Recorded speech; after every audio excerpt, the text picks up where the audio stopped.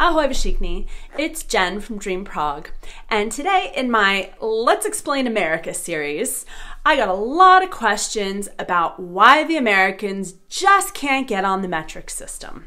Now, Andre, who asked this question, is Czech and therefore European, and therefore very familiar with the metric system.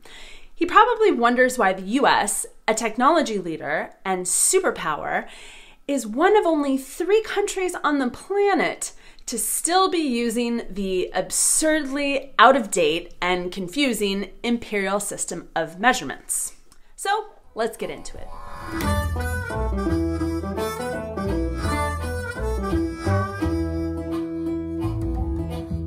The power to decide what form of measurements Americans were going to use was so important that the Constitution actually gave that responsibility to the US Congress, which was its first mistake.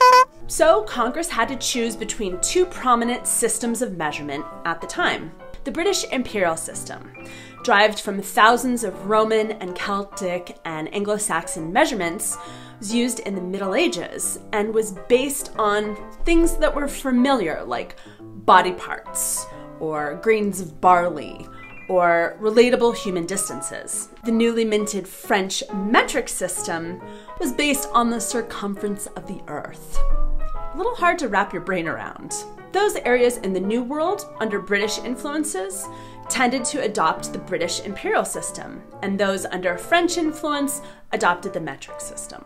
So the US adopted a slightly modified version of the imperial system and rebranded it as the US customary system. Canada too jumped on the imperial bandwagon. During the Industrial Revolution, factories and very expensive machinery were designed and operated according to the imperial measurements. And all the workers were trained on imperial measurements. It's what they learned in school. Both Canada and the US started to feel isolated when dealing in international trade. Canadian industry started lobbying the Canadian government to move to the metric system so they wouldn't be left behind in a metric operating world. The Canadian government under Prime Minister Trudeau, finally made the switch, and in 1970, Canada started the long and costly process of switching from imperial measurements to metric. But not all Canadians were as agreeable as you'd imagine Canadians to be. I blame Trudeau, you want to believe it. I voted for the man, I'll tell anybody, but I'd never again. Because the will of the people who want metrics, it hasn't even gone to the will of the people. We're run by a dictatorship. But let me say what happened. We put them in to listen to us, not to tell us what to do. But let me just tell you what happened in Sweden. Ask anybody, are they unhappy about it? The thing is, what right does an MP have to say, I asked you, I don't like your answer, now I'm going to tell you what you're going to do? The metric is a symptom of a disease. The disease is that we have a federal government that pays no attention to its people. I always thought of Canadians as sensible people, but these ones just really remind me of Americans. We just don't like to be told what to do, even if it's what might be best for us. Right about this time, the US Congress authorized a 3-year study on the feasibility of metrification in the United States.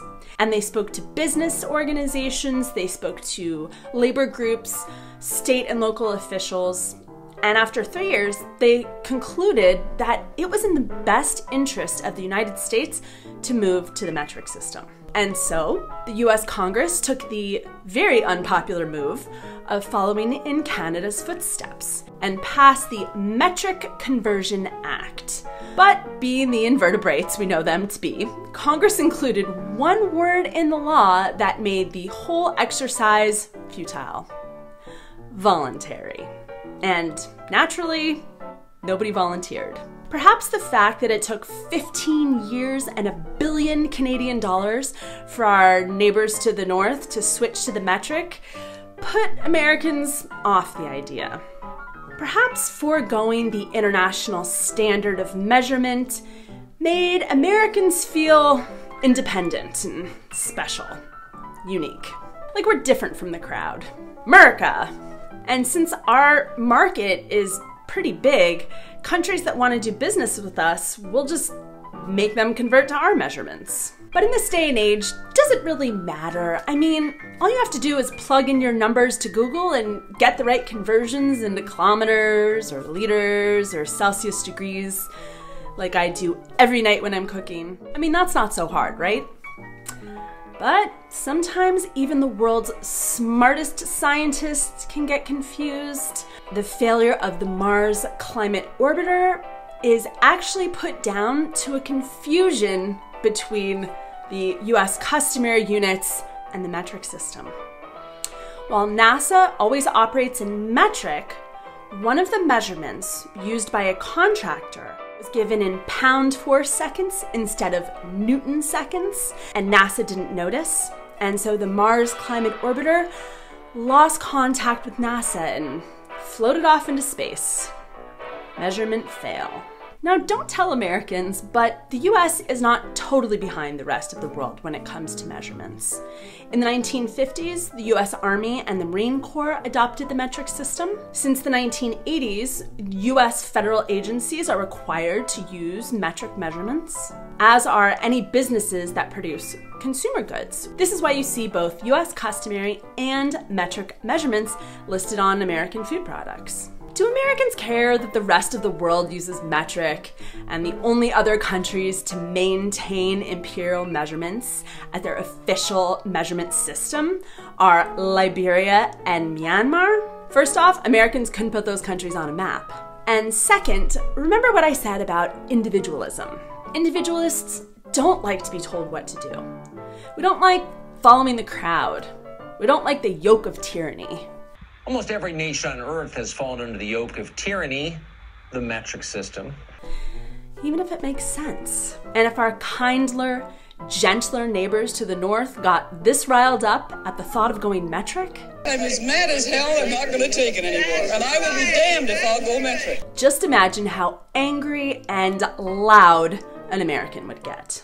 I hope that answered your question. Be sure to subscribe and hit the bell so you don't miss a single video. Because if you don't hit the bell, the algorithm is going to bury my video and we might never see each other again. Sad. Uvidíme se příští týden. Ahoj.